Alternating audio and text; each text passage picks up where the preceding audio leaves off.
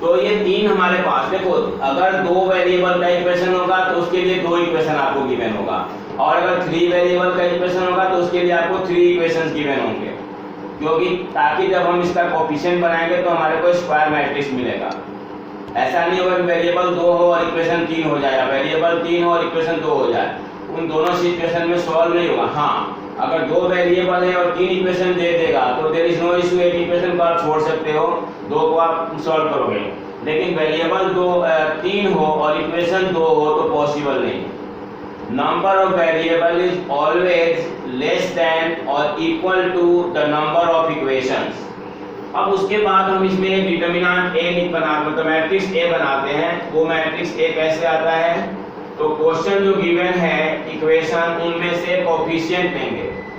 तो जो हमारा फर्स्ट इक्वेशन है उसका जो कोएफिशिएंट है x का, y का और z का, उसको लेकर के हम फर्स्ट कॉलम बनाएंगे, सॉरी फर्स्ट रो बनाएंगे, यानी कि a1 b1 c1 a2 b2 c2 a3 b3 and c3। ये आपको दिख रहा है ब्लैक बोर्ड पर क्लियर?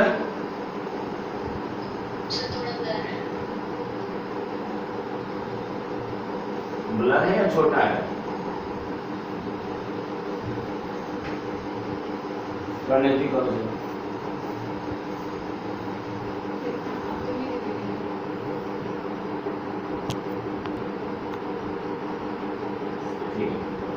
तो हमने क्या किया यहाँ पर कि तीनों इक्वेशन से x के, y के, z के कोएफिशिएंट इक्वेट करके 3 रो में लिख दिया, और चूंकि 3 वेरिएबल्स है इसलिए 3 कॉलम भी आ गए।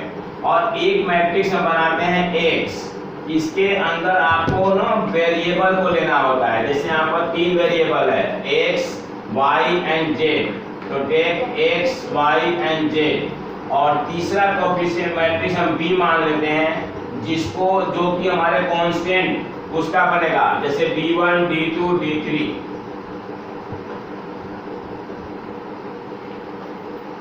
ये 3 चीज आपको इस टाइप में क्वेश्चन जो गिवन होगा, ये तो खैर मैं बेसिक आपको बता रहा हूँ, उसके बाद क्वेश्चन में भी यही करना है हमें। एक मैट्रिक्स ए बनाना है जो कोएफिशिएंट मैट्रिक्स होगा, एक मैट्रिक्स x लेना है जिसको हम वेरिएबल मैट्रिक्स करते हैं, और एक मैट्रिक्स हमें कांस्टेंट लेना है जो राइट हैंड साइड पे नंबर होता है, कांस्टेंट मैट्रिक्स बोलते हैं। उसके बाद सबसे पहला स्टेप हमारा आता है, हम डिटरमिनेंट ऑफ ए की वैल्यू निकालते हैं, और डिटरमिनेंट ऑफ ए की जो वैल्यू आती है उसी के ऊपर डिपेंड करता है। क्योंकि आपको ये हमने पिछले क्लास में डिस्कस किया था कि अगर डिटरमिनेंट ऑफ ए की वैल्यू 0 के इक्वल आ जाए तो वो इनवर्स एग्जिस्ट नहीं करता है। और ये मैट्रिक्स जो ये क्वेश्चन जो हमें कॉन्सेप्ट इस टॉपिक में हमें इनवर्स मेथड से ही पढ़ना है। तो जब डिटरमिनेंट ऑफ ए की वैल्यू नॉट इक्वल टू 0 आएगा तभी सॉल्यूशन पॉसिबल है, वाला केस में यूनिक सॉल्यूशन।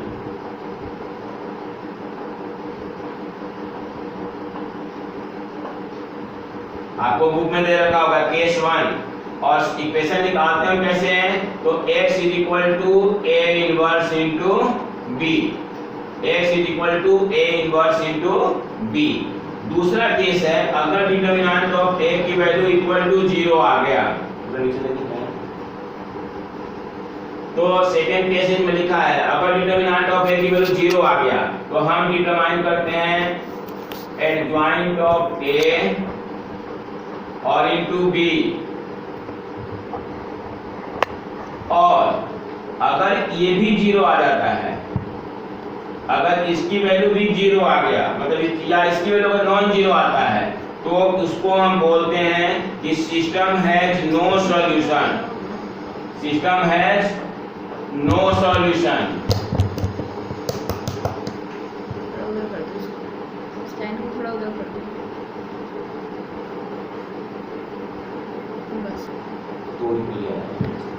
और अगर मान लो कि डिटरमिनेंट ऑफ a की वैल्यू इक्वल टू 0 आ गया, और अगर adjoint of a into b की वैल्यू इक्वल टू 0 आ गया तो उसको हम बोलते हैं मिनी सॉल्यूशन। इसमें आता है तो मतलब 3 तरह का सॉल्यूशन हो गया, ये तो आपने 10th में पढ़ा होगा, याद होगा, यूनिक सॉल्यूशन, नो सॉल्यूशन और मिनी सॉल्यूशन। यूनिक सॉल्यूशन के लिए कंडीशन है डिटरमिनेंट में की वैल्यू नॉट इक्वल टू 0 होनी चाहिए और x is equal to a inverse b निकाल लेंगे। इनवर्स कैसे निकालना है हमने पीछे डिस्कस किया था, अभी जब क्वेश्चन करेंगे तो उसमें क्लियर हो जाएगा। अगर डिटरमिनेंट वैल्यू 0 आ गया तो एडजॉइंट ऑफ a और b को मल्टीप्लाई करेंगे और आपको पता है कि एडजॉइंट ऑफ a निकालते कैसे हैं।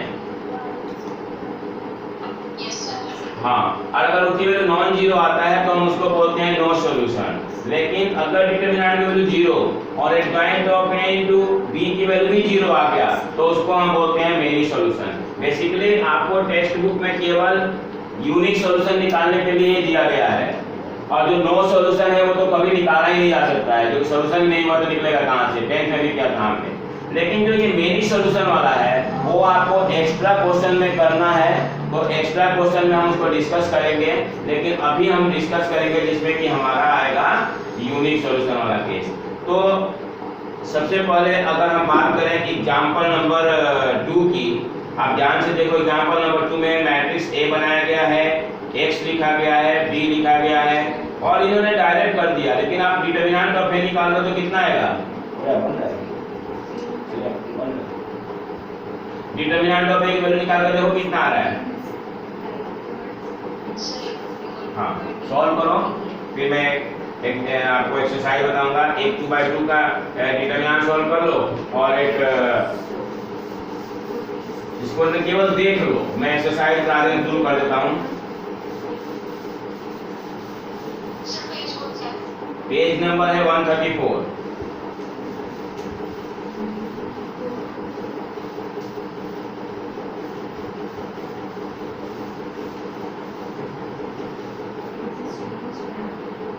एक तो एग्जांपल को देख लो, मैं आपको एक्सरसाइज का पहला क्वेश्चन बताता हूँ।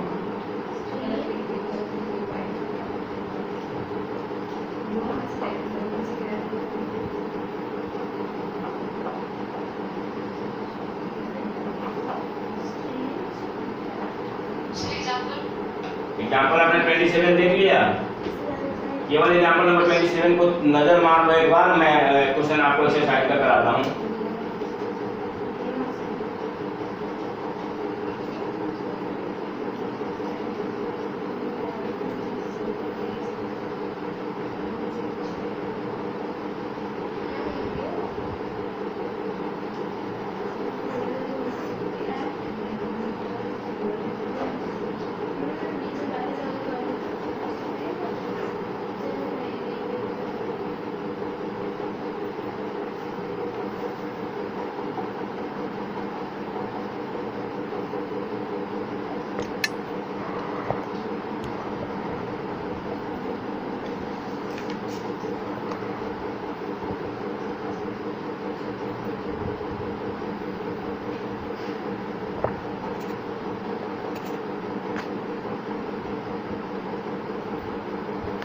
पॉज करो ना इसको, पॉज कहाँ करते हैं, पॉज।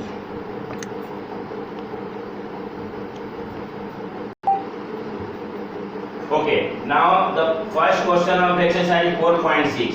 देखो सबसे पहले हमें इक्वेशन दिया हुआ है, मैंने आपको बोर्ड पर लिखा हुआ है और सबसे पहले आप मुझे बताओ कि मैट्रिक्स A हमारा क्या बनेगा।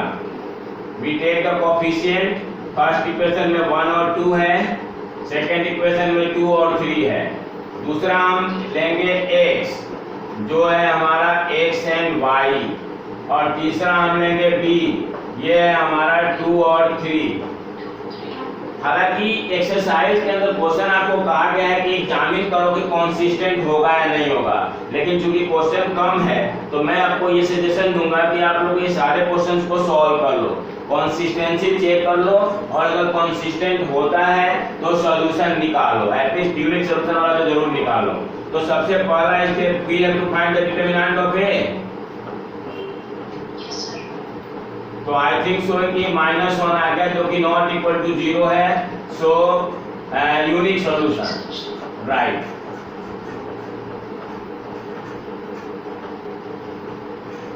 नाउ अब इसका पहले आपको एडजॉइंट ऑफ a निकालना है। ये 2/2 का है तो मैं आपको डायरेक्ट निकालने के लिए कहूंगा, हमने डिस्कस किया था ना, ये दोनों आपस में इंटरचेंज हो जाते हैं। ये 1 और 3 दोनों आपस में इंटरचेंज हो जाएगा, यहाँ 3 आ जाएगा और यहाँ 1 आ जाएगा, और ये दोनों के साइन चेंज हो जाते हैं।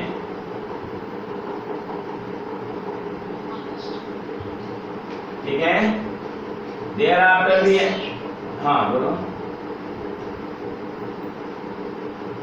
ये एलिमेंट फर्स्ट मेन डायगोनल कहलाता है, मेन डायगोनल के आपस में एलिमेंट इंटरचेंज हो गए, और जो सेकंड डायगोनल है उसके साइन चेंज हो गया।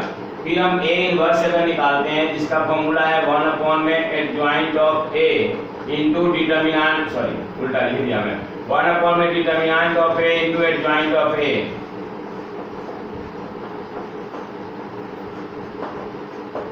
राइट, तो डिटरमिनेंट की वैल्यू कितनी आई है? डिटरमिनेंट -1, तो इस एलिमेंट को -1 से डिवाइड करके हम डायरेक्ट यहाँ लिख रहे हैं -3 और 2 और +2 और -1। देयर आफ्टर हमें x निकालना है, तो जैसा कि हमने फॉर्मूले में देखा था, हमारा x जो होता है वो a इनवर्स इंटू b के इक्वल होता है। तो a इनवर्स का जो वैल्यू आया है -3 +2 +2 -1, और इंटू जो b है राइट हैंड साइड हमारा 2 और 3, इसको आपको सॉल्व करना है। ये हमारे को 2/2 ऑर्डर का मैट्रिक्स है, और एक है 2/1 का, तो 2/2 और दूसरा है 2/1, तो ये कट के कैसा मैट्रिक्स बनेगा? 2/1 का और 2/1 का मैट्रिक्स बनेगा। तो बना के देखो, कैलकुलेशन करके कितना आ रहा है।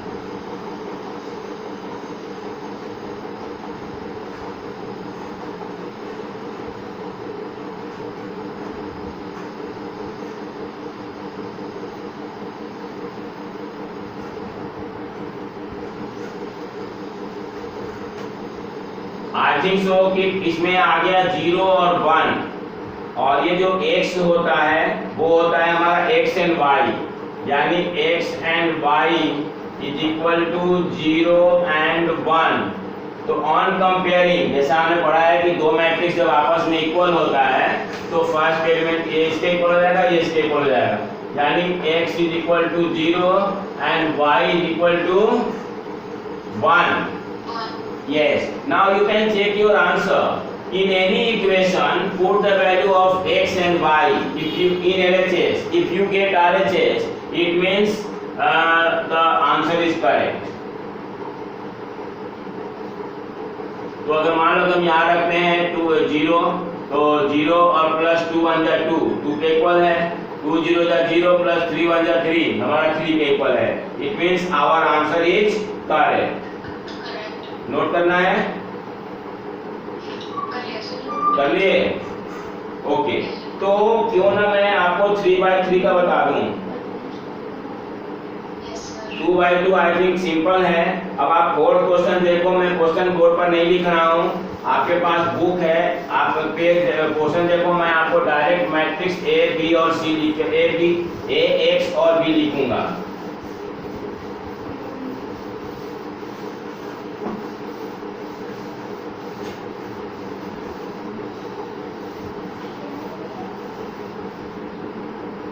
तो जो फोर्थ क्वेश्चन है उसमें हमारे को A की वैल्यू बताओ।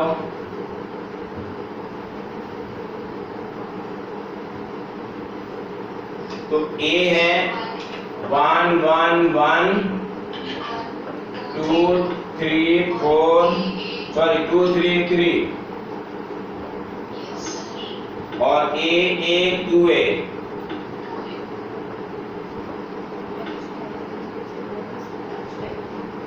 और मैट्रिक्स X क्या बनेगा?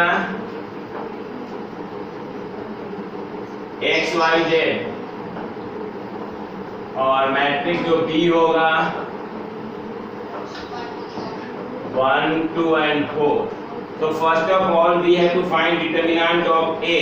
हालांकि यहाँ थोड़ा सा प्रॉब्लम आएगी आपको, क्योंकि जो ये एलिमेंट है वो A में है, तो इसमें जो है आपको इक्वेशन सॉल्व करने में एग्जैक्ट नहीं आ पाएगा, लेकिन आई थिंक कैलकुलेशन वो ए के फॉर्म में ही आएगा।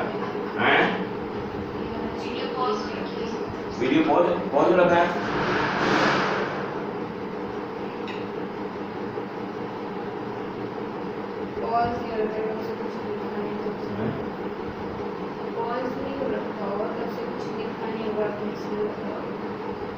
दिख रहा है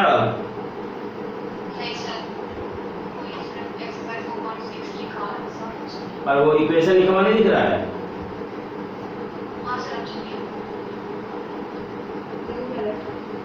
ठीक है ठीक है ओके। तो अब आप यहाँ पर डिटरमिनेंट ऑफ ए निकालोगे। हालांकि इसमें जो है थोड़ी सी आपको लेंथी कैलकुलेशन करना पड़ेगा। मैं सोच रहा हूँ कि आपको फिफ्थ क्वेश्चन बता दूँ, क्योंकि फिफ्थ में थोड़ा सा टेक्निक्स है, तो ये आप कर लेना ट्राई। मैं आपको फिफ्थ क्वेश्चन बता रहा हूँ, और फिफ्थ क्वेश्चन के लिए मुझे केवल ये आपको चेंज करना पड़ेगा मैट्रिक्स ए। अगर इसमें करोगे ना आपको ए के फॉर्म में आंसर आएगा, बाकी कोई इशू नहीं है। लेकिन आपका फिफ्थ क्वेश्चन थोड़ा डिफरेंट है। फिफ्थ में अगर हम पहला इक्वेशन देखें तो एक्स वाई और जेड का कोएफिशिएंट दे रखा है। ध्यान रहे अगर कोई नेगेटिव होगा तो नेगेटिव लोगे, तो 3 - 2 सॉरी 3 - 1 और -2, और दूसरा बनेगा 0 2 -1 3 -5 एंड 0। कहने का मतलब है अगर कोई वेरिएबल मिसिंग है तो उसके जगह पर हम 0 ले लेते हैं।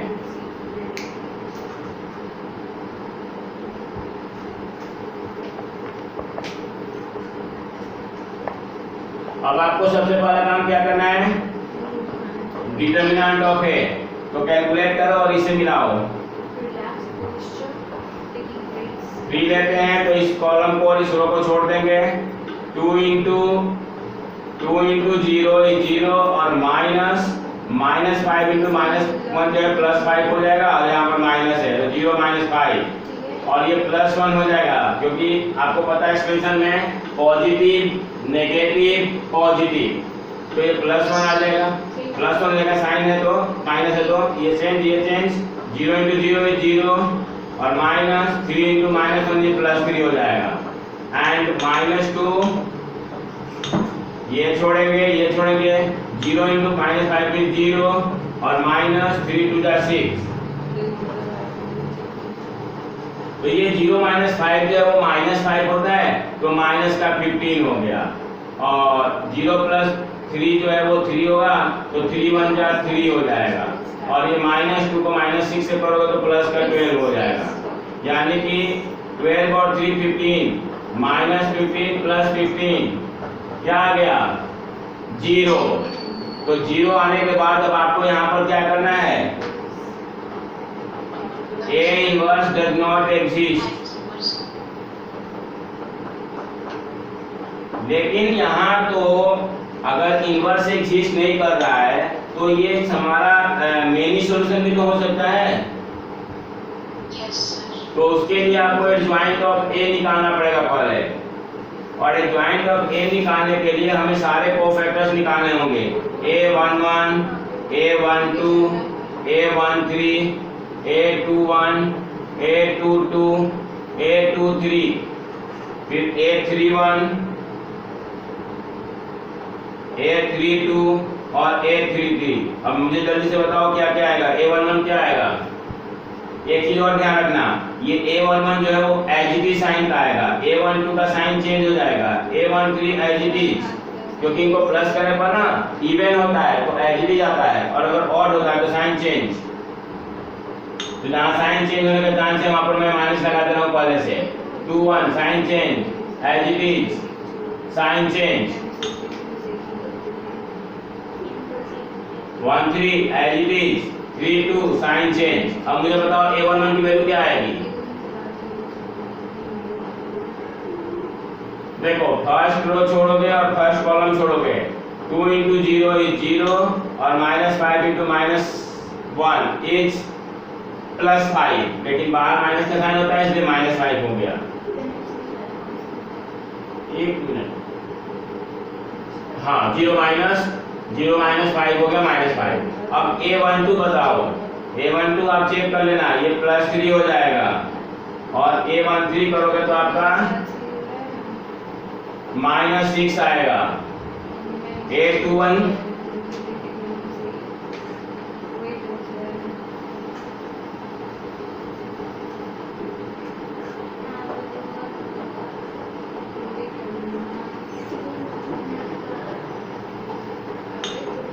बताओ A21 कितना आएगा? तो सेकेंड रो और फर्स्ट कॉलम को छोड़ोगे, 1 को 0 जब 0 और ये प्लस का 10 तो -10 हो जाएगा। ये 5 होता है तो +10 हो जाएगा। चेक करना अपना, और अगर मेरे से टैली नहीं कर रहा होगा तो बताना, मैं चेक करूंगा अपना। A22 2 and 2 0 और +6, ये प्लस का 6 होना चाहिए। और 2 3 2 and 3 माइनस का 15 और प्लस का 3, -15 + 3 -15 -12, तो ये हो जाएगा प्लस का 12। और 3 1 3 and 1 तो +1 और +4, तो 1 और +4, 1 + 4 is 5, I think as it is। और 3 2 3 and 2 -3 और 3 2 5 हो जाते हैं, +3 हो जाएगा। मैं कैजुअली कर रहा हूँ, आप इस बढ़िया से चेक करना। 3 and 3 3 2 जा 6, ये सबकी वैल्यू आ गई। एक बार चेक करो तो फिर मैं आपको बताऊंगा कि हम adjoint of A into B करेंगे। आप कर लेना, फिर आप adjoint of A into B निकालो। एडजॉइंट ऑफ A और इनटू B आपको पता है कैसे निकालते हैं, फिर मुझे बताओ क्या आ रहा है। तो हमने एडजॉइंट ऑफ A लिख लिया, यहाँ पर जो माइनस करेक्शन गलती हो गई थी हमने बना लिया, -3 आ गया। ये जब जो भी हमारे पास मैट्रिक्स फॉर्म होता है हम उसका ट्रांसपोज करके लिख लिया, एडजॉइंट ऑफ A आ गया। अब आपको adjoint of A into B करना है। एडजॉइंट ऑफ A लिख दिया मैं और उसको B के साथ मल्टीप्लाई करना है। और B क्या है हमारा? तो राइट हैंड साइड में जो नंबर है 2 -1 and 3, अब इसको मल्टीप्लाई करो रफ में और यहाँ डायरेक्ट लिखो। बेसिकली ये हमारा मैट्रिक्स आया है,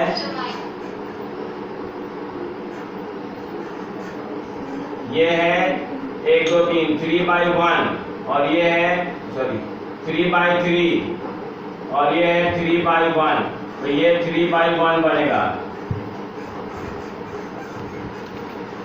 3/1।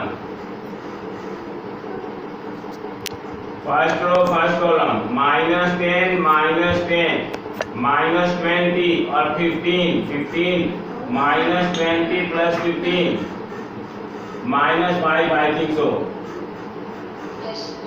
और second this and this -6 -12 + 9 -12 -3 and third one -12 -24 और 18 कितना आ रहा है? -24 + 6, यानी ये 0 के इक्वल नहीं आया। और अगर ये 0 के इक्वल नहीं आया तो इसका मतलब है is not equal to 0, so system is inconsistent, no solution होगा। So system is inconsistent, system is inconsistent. तो ये है हमारा कंसिस्टेंसी और inconsistency.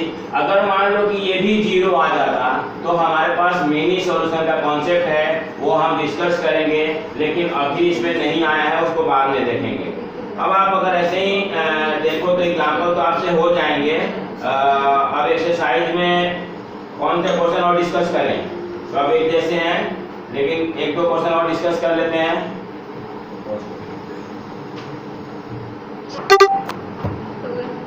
Okay, now 15th question. तो देखो 15th क्वेश्चन में आपको पहले एक मैट्रिक्स दे रखा है, और इस तरह का एक एक्स्ट्रा क्वेश्चन भी है, वो हम डिस्कस करेंगे पहले ही हो जाए। तो 15 में हमें को एक मैट्रिक्स दे रखा है, पहले उसका इनवर्स निकालनी है। तो उसके लिए आपको a का डिटरमिनेंट वैल्यू निकालनी है। तो find the determinant value of a।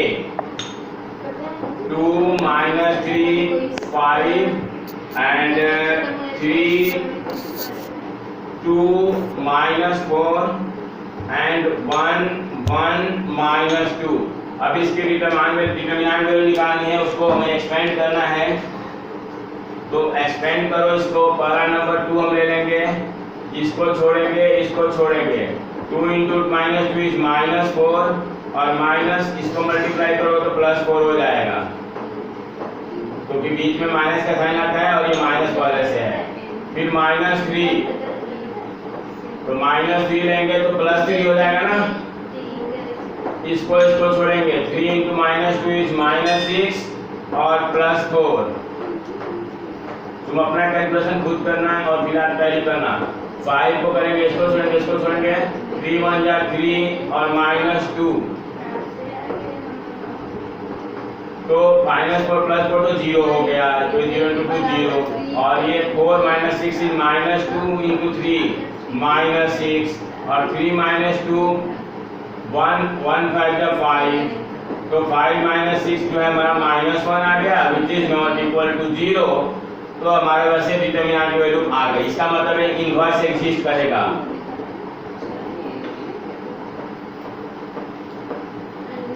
Inverse exist करेगा। अब आपको इनवर्स निकालने के लिए, एडजॉइंट निकालने के लिए हमें कोफैक्टर निकालना होता है।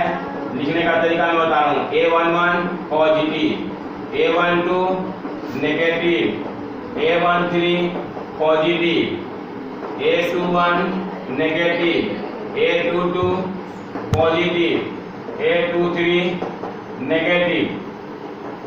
जहां पर प्लस करने पर और हो रहा है, a31 positive, a32 negative, a33 positive. अब आपको एक एक करके सॉल्व करना है। पहले सॉल्व करो, फिर मुझे बताना, मैं पहले चेक करूंगा। क्लास है, अब आज सेटिंग पूरी हो गई बढ़िया से। अब क्लास में किसी भी डिस्टर्बेंस नहीं आएगी। तो इसमें हम क्या करेंगे, सबसे पहले सारे कोफैक्टर्स निकालेंगे। कोफैक्टर्स निकालने के बाद आप उसका एक एडजॉइंट ऑफ ए निकाल लोगे, कौन है ना, एडजॉइंट ऑफ ए निकाल लोगे। और एडजॉइंट ऑफ ए निकालने के बाद आप ए इनवर्स निकालोगे। A inverse = 1 determinant of A into adjoint of A. और जब ए इनवर्स निकल जाएगा तो एक आंसर तो आपका आ गया। दूसरा जो ये पूछ रहा है, दूसरा जो उन्होंने कहा है कि उसके बेस पर आप नीचे इक्वेशन को सॉल्व करो। तो उसको अगर हम ध्यान से देखें तो बिल्कुल हमारे को जो पिछले क्वेश्चन जैसा इसका कोएफिशिएंट बिल्कुल सेम आएगा। तो x = a inverse into b, और a जो हमारे पास ये जो मैट्रिक्स बन रहा है वो दोनों सेम आ रहा है ना। तो जो इसका इनवर्स आया होगा वो, और b, इसको मल्टीप्लाई कर दोगे।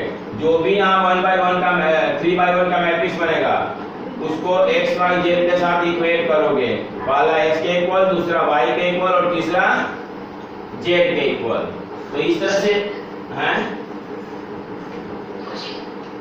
हो जाएगा मेरे ख्याल से। और इसके पूरे क्वेश्चन को करो। कल जो है इसमें जो भी डाउट होता है वो, और जो इसका एक दो इसमें एक्स्ट्रा क्वेश्चन आता है वो हम डिस्कस कर लेंगे कल सेम टाइम पे, ठीक है? Yes, sir.